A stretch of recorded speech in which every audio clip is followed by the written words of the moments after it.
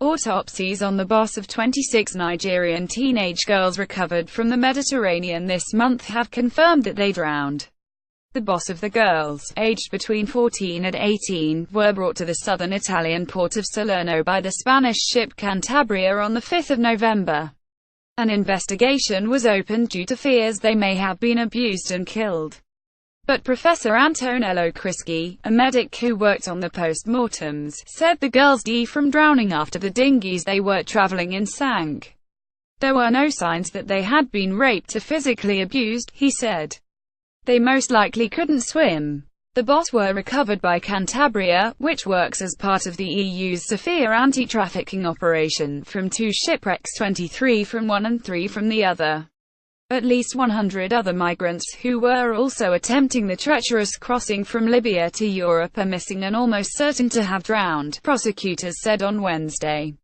A further 375 people were brought to safety across 2 search and rescue missions.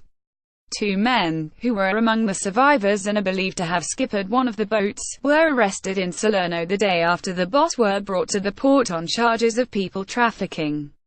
Marco Rotano, an Italy spokesman for the UN Refugee Agency, told The Guardian last week that 90% of migrant and refugee women arrive in the country with bruises or other signs of violence.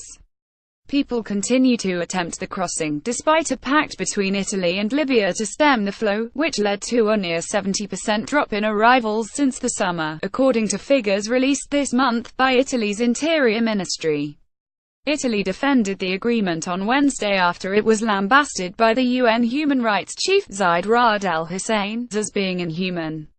Rights groups have denounced the policy, saying it exposes returned migrants to Libya's lawless detention centers with no legal recourse.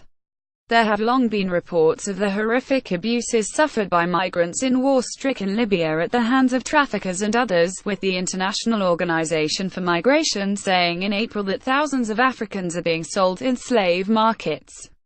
The suffering of migrants detained in Libya is an outrage to the conscience of humanity, Hussein said in a statement issued on Tuesday.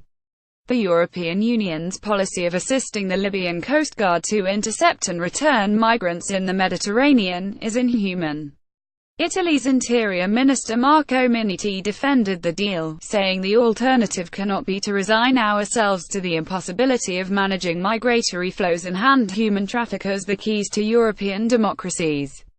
We invite all those who are giving lessons to instead give more funds, more logistical support and more intervention in Libya to solve this issue.